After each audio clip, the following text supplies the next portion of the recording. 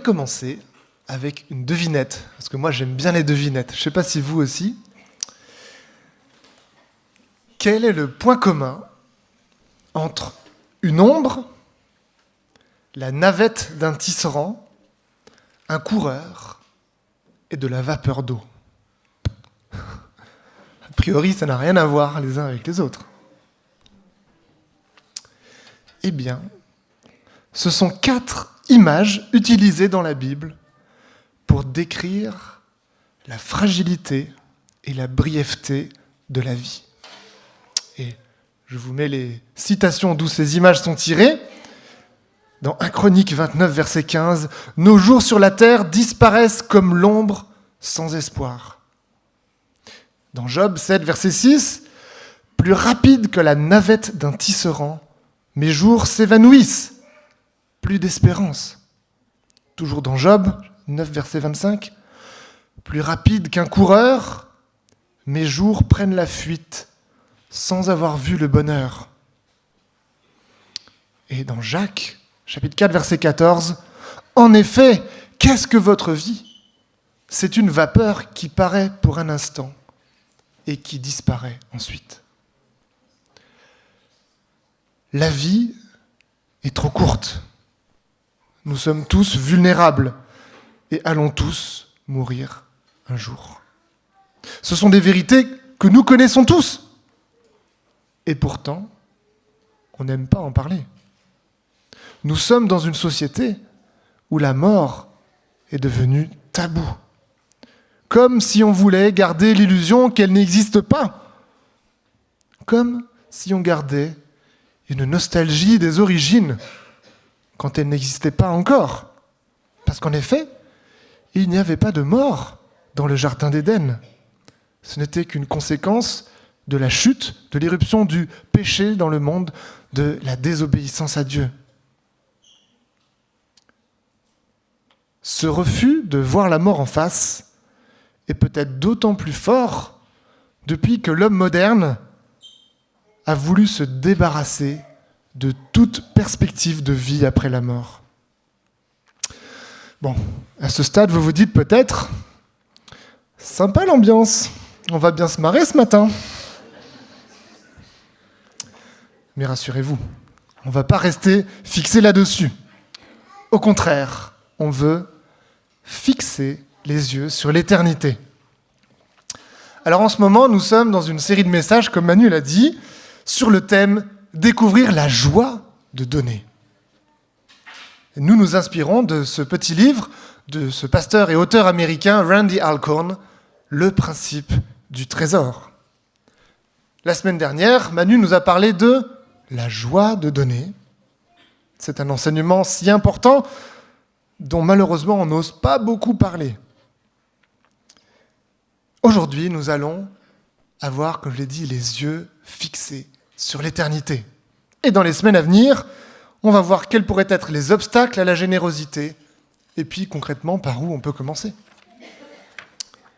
Alors, comme je l'ai dit en introduction, notre vie a une fin. Et d'ailleurs, tout sur la terre a une fin. C'est la conséquence du péché, la mort, et tout son cortège de maladies, de vieillesse, d'usure, de souffrance. Mais tout ne se résume pas à cette vie mortelle. La Bible nous parle à plusieurs reprises d'une vie éternelle. Et par exemple, on peut lire dans l'Épître aux Romains, chapitre 6, verset 23, « Car le salaire que verse le péché, c'est la mort, mais le don gratuit que Dieu accorde, c'est la vie éternelle dans l'union avec Jésus-Christ notre Seigneur. » J'ai entendu un « Amen ». Amen. Dans 1 Jean, chapitre 2, verset 25, on apprend que cette vie éternelle est une promesse de Dieu en Jésus-Christ lui-même. Et voici ce qu'il vous a promis, la vie éternelle. Toute vie commence par une naissance. La naissance de notre vie terrestre, tout le monde voit à quoi ça correspond. Mais qu'en est-il de la vie éternelle ? Jésus a parlé d'une nouvelle naissance, une naissance d'en haut. Alors qu'un responsable religieux, juif, Nicodème, était venu le questionner de nuit, il lui a dit qu'il fallait qu'il naisse de nouveau pour pouvoir voir le royaume de Dieu. C'est une naissance spirituelle. C'est l'expérience que font tous ceux dont la vie est transformée par Jésus-Christ. C'est ça, devenir vraiment chrétien, un disciple de Christ. Et en quelque sorte, on peut dire que cette vie éternelle commence pendant notre vie sur terre, alors que nous sommes encore dans ce corps. Et elle se prolongera au-delà de la mort de notre corps. Du coup, on peut dire en quelque sorte qu'on vit une double vie, car on cumule à la fois notre vie terrestre et on a déjà un pied dans cette vie éternelle. Même si aujourd'hui, parfois, on ne s'en rend pas compte, parce que avec ce corps mortel et toute l'imperfection et la souffrance que ça implique, on a du mal à se projeter, mais dans cette vie éternelle dans laquelle on est déjà. Alors attention, j'avoue que l'expression double vie peut prêter à confusion.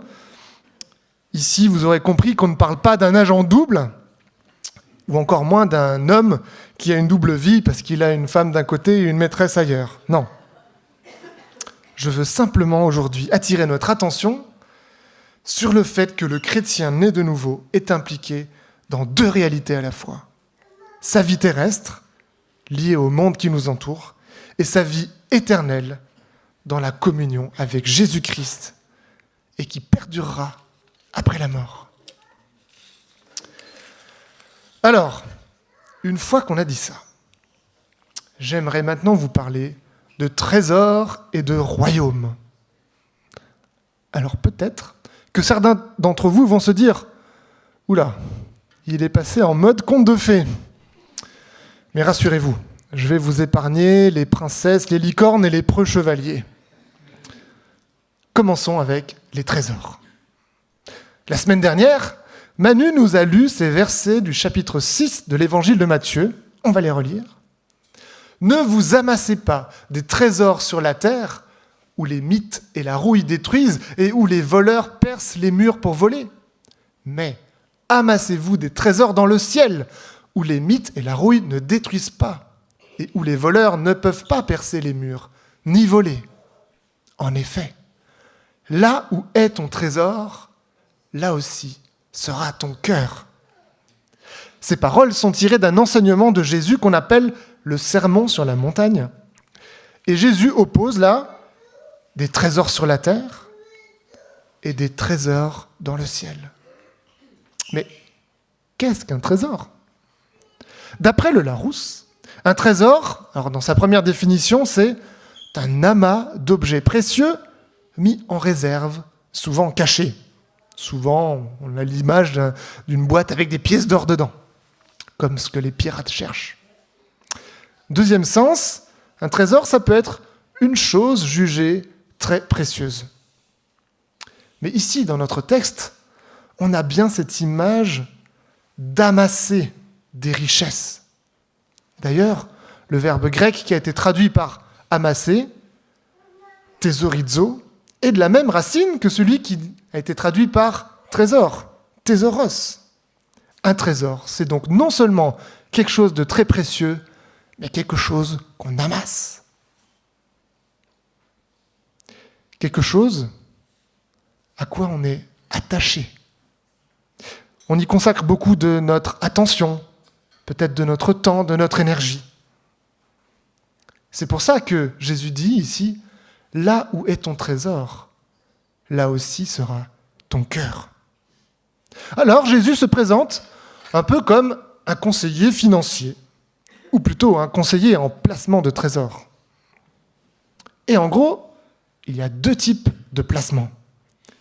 Alors il ne parle pas juste de placement à court terme et placement à long terme, comme votre banquier pourrait le faire, encore que, mais de trésors sur la terre et de trésors dans le ciel.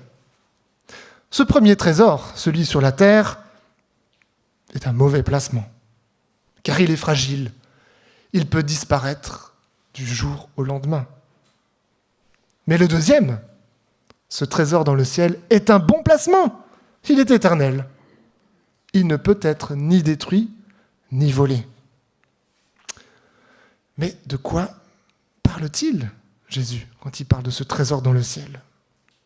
Alors, pour ses auditeurs, les Juifs du 1er siècle, il était clair que la terre désignait le monde physique dans lequel ils évoluaient, et le ciel, c'était leur représentation de là où est Dieu. C'est là-haut, quoi. Là, on ne peut pas voir. À l'époque, il n'y avait pas d'industrie aéronautique et spatiale. Jésus parle même à plusieurs reprises du royaume des cieux. Par exemple, dans les Béatitudes, d'ailleurs c'est dans le chapitre précédent, Matthieu 5, on peut lire par exemple « Heureux les pauvres en esprit, car le royaume des cieux est à eux. » Et ce qui est intéressant, c'est que là où Matthieu parle de royaume des cieux, dans d'autres évangiles, on a le royaume de Dieu, comme si ça veut dire la même chose.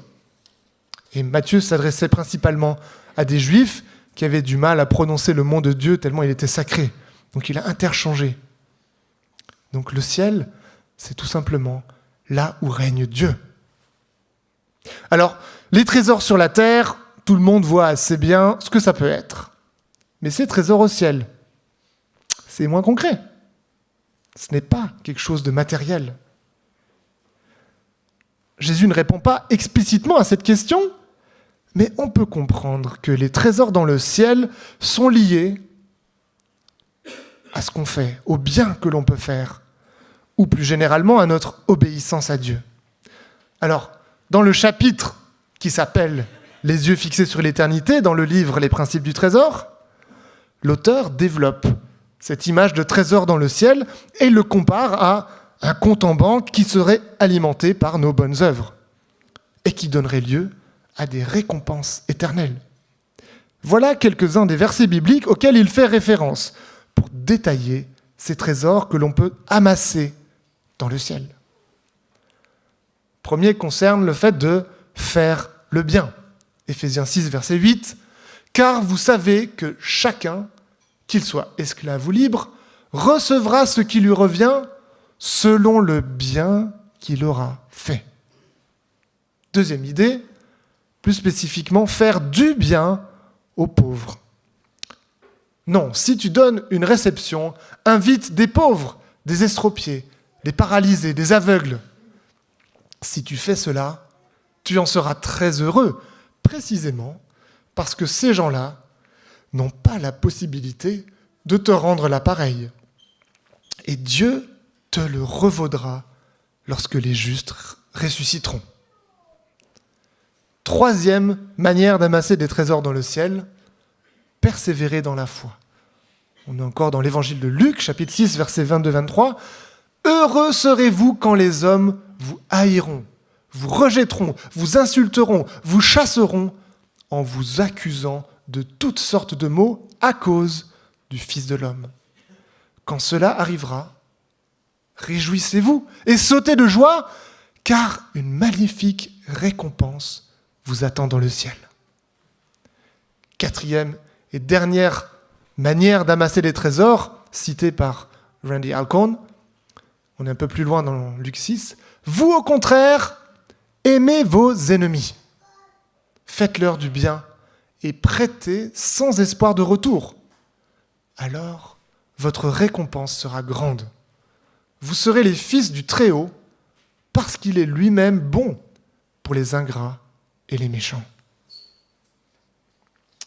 On va revenir maintenant à Matthieu chapitre 6 et à nos histoires de royaume. Qu'est-ce qu'un royaume ? Il y a plusieurs définitions en fait, plusieurs sens. Mais celui qui nous intéresse le plus ici, on peut dire que c'est la sphère où règne un roi. D'ailleurs, il serait peut-être plus précis de parler de règne que de royaume, mais ça fait un peu moins conte de fées. Alors, pour revenir au discours de Jésus sur la montagne, On va aller maintenant à la fin du chapitre 6. Jésus dit qu'on ne peut pas être au service de 2 maîtres à la fois. On ne peut pas servir à la fois Dieu et l'argent, qui est d'ailleurs, dans certaines traductions plus littérales, l'argent est personnifié sous le nom de Mammon, qui serait comme une divinité araméenne. Et quand on lit ça, on peut naturellement faire un parallèle entre les trésors sur la terre et dans le ciel qu'on a vu avant, et 2 royaumes ou 2 règnes. Le règne de l'argent et le règne de Dieu.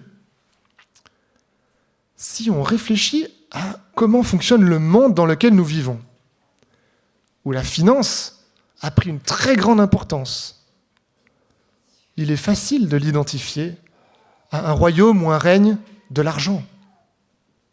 Celui-ci s'oppose alors au royaume ou au règne de Dieu. Et si on veut comprendre où Jésus voulait en venir, on peut aller directement à l'avant-dernier verset de ce chapitre qui dit « Faites donc du règne de Dieu et de ce qui est juste à ses yeux votre préoccupation première.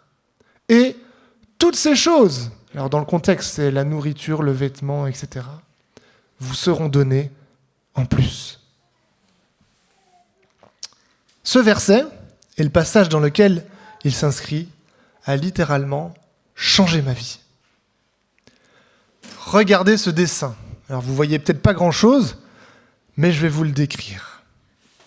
Il n'a pas une grande valeur artistique, je le reconnais. Mais pour moi, il est vraiment collector. Je vais vous raconter son histoire. J'avais 17 ans. Je faisais un camp chrétien l'été, et l'un des axes de ce camp, c'était d'apprendre à animer des études bibliques entre lycéens.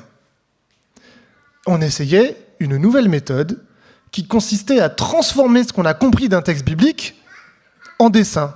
Le concept est simple et rudement efficace. Et donc ici, à gauche, vous avez un homme qui travaille dur dans les champs. Comme dans un potager, il y a des rangées avec une pancarte indiquant ce qui est semé dans chacune de ces rangées. Et on peut y lire, alors vous ne devez pas réussir à lire depuis là où vous êtes, habits, boissons, nourriture, argent, etc.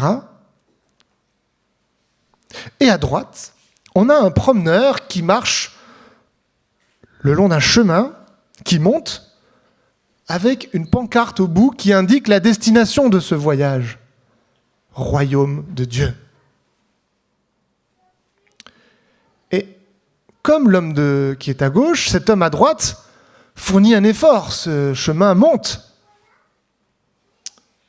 Mais il n'est pas en train de fournir un effort pour trouver de la nourriture, du vêtement ou de l'argent, mais on voit une grande main sur le bord du chemin qui lui donne ce dont il a besoin. Un peu comme un ravitaillement dans un marathon.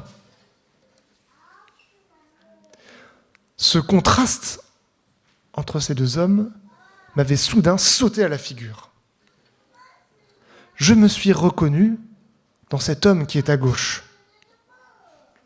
Parce que j'étais sans cesse préoccupé par mes études, par mon avenir professionnel, qu'est-ce que j'allais devenir.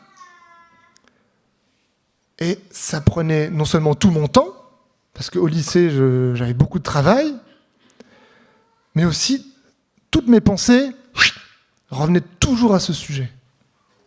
On peut dire que j'étais obsédé par l'inquiétude que j'avais pour mon avenir.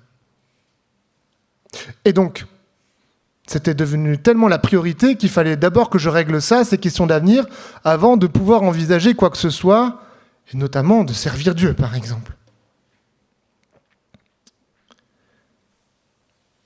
Et j'avais compris ce jour-là, quand j'ai fait ce dessin, que mon raisonnement était mauvais, que je raisonnais à l'envers.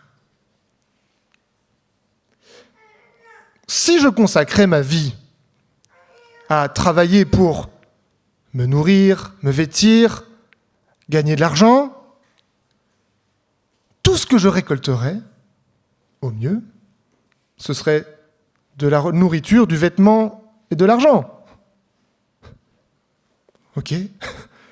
Mais si, comme cet homme à droite, j'obéissais à l'appel de Jésus à chercher le royaume de Dieu, non seulement j'aurai la nourriture, le vêtement et l'argent dont j'aurai besoin, puisque Dieu me ravitaillerait, mais ma vie aurait du sens, car elle serait vécue dans l'obéissance à cet appel.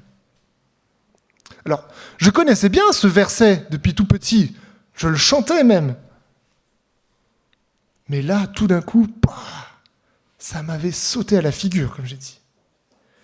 Et je ne pouvais pas faire autrement que de prendre Jésus au mot. C'était un véritable déclic. J'ai donc décidé de lâcher prise, lâcher mes inquiétudes et faire confiance à Dieu. Ma priorité devenait donc de servir Dieu, de servir son royaume. Et lui, son taf, ce serait de veiller à me fournir ce dont j'aurais besoin. D'ailleurs, peut-être qu'il a une meilleure idée de ce dont j'ai vraiment besoin que ce que moi je peux avoir comme idée. Alors, pour vous dire très concrètement comment ça a changé ma vie. Peu de temps après ce camp, j'entrais en terminale. Alors à l'époque, on avait une terminale S. C'était la dernière ligne droite avant le bac, avant l'orientation professionnelle. Il fallait avoir un bon dossier pour être pris ici ou là. Donc on peut dire que j'avais vraiment une grosse pression pour beaucoup de travail. Mais, fort de cette expérience, je me suis dit, ok Seigneur, je te laisse prendre le contrôle. Je t'ai pris au mot. Donc ma priorité, c'est donc de te servir. Donc il n'y avait plus de « oh, j'ai pas le temps ».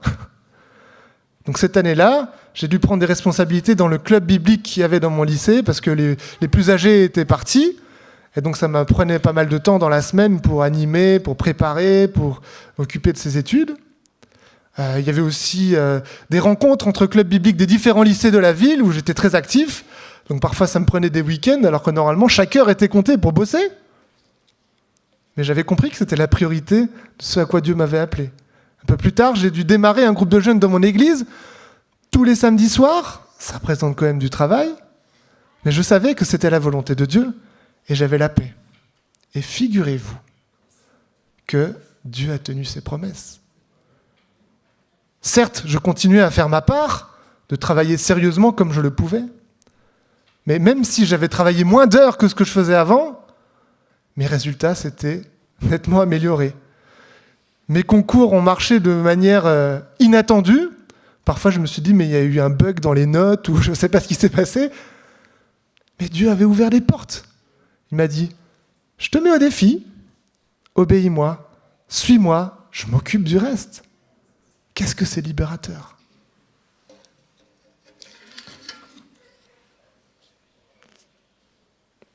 Comme on avait pu le lire dans ce verset, toutes ces choses vous seront données en plus. Dieu tient vraiment ses promesses et je suis là pour vous en témoigner ce matin. Alors, je viens de vous donner un exemple, mon témoignage, sur comment avoir les yeux fixés sur l'éternité ou chercher le royaume de Dieu, comment cela affecte la gestion de notre temps. De la même manière, on va voir maintenant comment cela doit aussi affecter la gestion de notre argent ou de nos biens matériels. C'est d'ailleurs le cœur du message du livre « Le principe du trésor » qu'on lit en ce moment. Et j'aimerais simplement maintenant vous lire l'extrait d'un autre livre qui m'a beaucoup marqué à ce sujet. Ce livre s'appelle « Disciples ». Ça a été écrit par un pasteur argentin qui s'appelle Juan Carlos Ortiz. Je crois que c'était un peu un best-seller dans les milieux chrétiens il y a quelques dizaines d'années. Alors, je lis un extrait. « Et quand nous trouvons Jésus, cela nous coûte tout. En lui sont le bonheur, la joie, la paix, la guérison, la sécurité, l'éternité, tout. Alors nous disons, je voudrais cette perle, c'est combien ? Eh bien, le vendeur dit, ah, il est très cher. Mais combien ? Une somme considérable. Et pensez-vous que je puisse l'acheter ? Oh oui, bien sûr. Tout le monde peut l'acheter. Mais ne m'avez-vous pas dit qu'elle était très chère ? Mais oui. Mais alors, combien ? Tout ce que vous avez, dit le vendeur. Nous prenons notre décision. D'accord, j'achète. Alors, voyons ce que vous avez. On va établir une liste. Eh bien, j'ai 60 000 € à la banque. C'est bien 60 000 €. Et quoi encore ? C'est tout ce que j'ai. Vraiment tout ? Eh bien, j'ai quelques pièces dans ma poche. 5, 10, 30, 50, 75, voilà, 75 €. Très bien. Qu'avez-vous encore ? Rien, c'est tout. Où habitez-vous ? Chez moi, oui, j'ai une maison. Alors on va noter la maison aussi. Vous voudrez dire qu'il faut que je vive dans ma caravane ? Ah, vous avez une caravane. Alors cela aussi. Et quoi encore ? Il faudra que je dorme dans ma voiture ? Ah, vous avez une voiture ? 2. 2 ? Alors les 2 me reviennent. Quoi encore ? Regardez, vous avez déjà mon argent, ma maison, ma caravane, mes voitures. Qu'est-ce qu'il vous faut encore ? Il ne me reste plus rien. Tout d'un coup, le vendeur s'exclame. Ah, j'allais presque oublier. Vous ? Il me faut vous aussi. Tout me revient. Maison, argent, voiture, et vous aussi. Puis, le vendeur continue. Écoutez-moi maintenant. Je vais vous laisser la jouissance de toutes ces choses pour le moment. Mais n'oubliez pas qu'elles sont à moi, comme vous aussi. Donc, toutes les fois où j'aurai besoin de l'une d'entre elles, vous devrez la mettre à ma disposition. Parce que désormais, j'en suis le propriétaire. Voilà comment ça se passe quand vous devenez la propriété de Jésus-Christ. Alors, quand j'ai entendu ce passage la première fois, ça m'avait sonné. Ça change notre manière de voir notre vie. Mais la vie chrétienne, ce n'est pas une vie à moitié. Ça ne dit pas que Dieu veut que nous nous dépouillions complètement pour vivre dans la poussière dehors. Ça ne dit pas non plus qu'on doit donner à Dieu un petit quota de notre propriété ou notre argent, et puis avec le reste, on fait ce qu'on veut, c'est à nous quand même.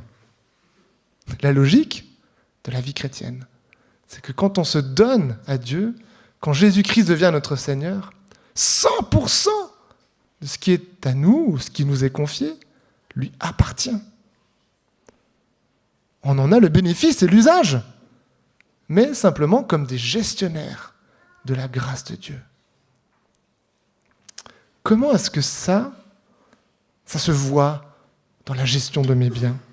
Enfin, mes biens, je veux dire, les biens que Dieu m'a confiés. Je vais maintenant conclure. On a vu que, comme chrétiens, nous sommes impliqués actuellement dans ce que j'ai appelé une double vie. Une existence terrestre, qui est encore en cours, et une vie éternelle, avec une nouvelle identité d'enfant de Dieu qui a déjà démarré depuis la nouvelle naissance. Nous sommes ainsi à la portée de 2 royaumes. Un royaume terrestre, qui est gouverné par l'argent, et un royaume céleste où Dieu règne. Vivre en chrétien, c'est-à-dire en disciple de Jésus-Christ, c'est vivre pour le royaume de Dieu, tout en étant pleinement présent et impliqué dans le monde terrestre imparfait.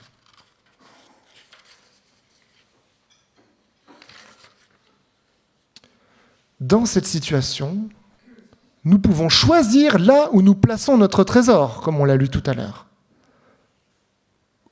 Où est-ce que nous amassons nos richesses ? Et ce choix, Jésus l'a décrit comme une alternative entre un placement douteux, risqué, d'un trésor qui va tôt ou tard partir en fumée, et un placement sûr qui durera pour l'éternité. Comment cela se décline-t-il dans notre manière de gérer nos vies ? Où est notre trésor ? Où plaçons-nous notre argent, notre temps, nos relations, nos compétences, nos espoirs ? J'aimerais maintenant m'adresser à toi qui luttes avec ces idées. Tu ne te sens pas prêt à lâcher l'affaire. Peut-être as-tu peur de lâcher la proie pour l'ombre. Toutes ces promesses, est-ce que ce n'est pas juste vendre du rêve ? N'est-ce pas une sorte d'opium du peuple, comme le disait Marx ? Ou encore pire, un moyen d'extorquer de pauvres crédules prêts à se précipiter sur ce rêve ?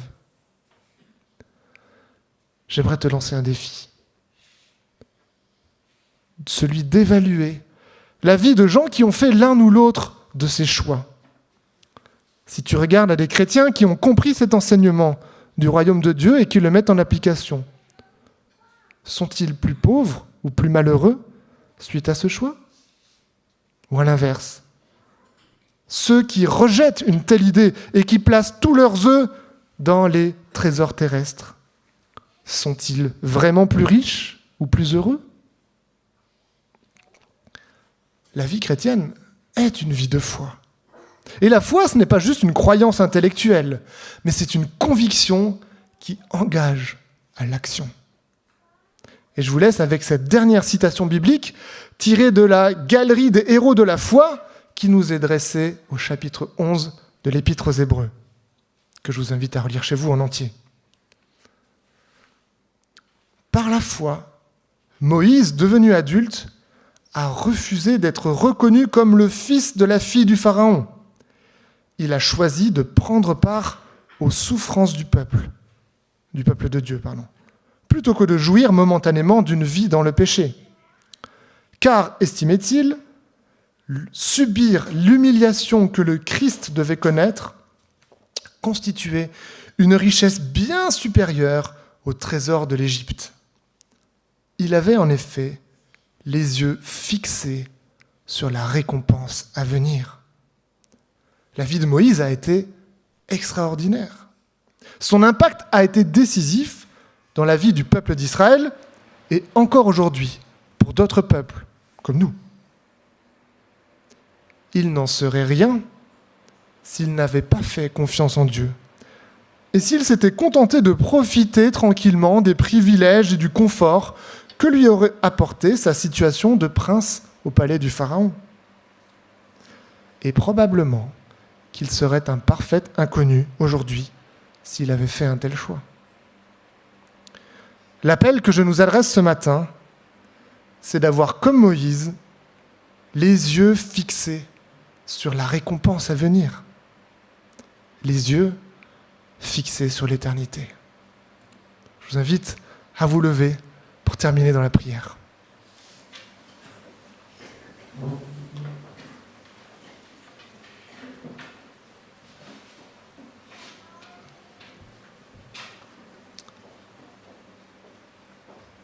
Oui, Père, merci parce que tu es ce Dieu tout-puissant qui a tout créé, qui possède tout.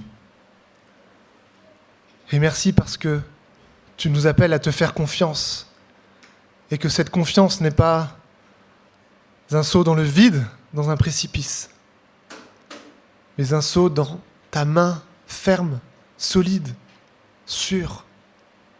Merci parce que ce que tu veux, ce n'est pas nous appauvrir ou nous rendre tristes. Au contraire, tu veux que nous puissions jouir de tes richesses. Merci parce que tu nous offres une perspective bien meilleure que la vie que nous pouvons connaître ici sur cette terre. Merci parce que tu nous promets de pouvoir vivre l'éternité avec toi pour peu que nous acceptions ce cadeau que tu nous fais. Seigneur, ce matin, je veux te prier en particulier pour ceux d'entre nous qui sont en lutte avec ces idées, qui sont en lutte avec le choix de la foi. Seigneur, je te prie pour que tu continues ton œuvre de toucher les cœurs comme tu as touché le mien et celui de tant d'autres chrétiens. Et merci parce que ce saut, non pas dans le vide, mais dans ta main, dans tes bras, il est tellement libérateur. Merci pour la paix que tu donnes à tes enfants. Merci pour la joie que tu donnes malgré les épreuves. Merci parce que c'est tellement bon d'être ton enfant. Et je te prie pour qu'on puisse être de plus en plus nombreux à l'expérimenter ensemble. Sois honoré, sois glorifié, que ton règne vienne et que ta volonté soit faite. Amen.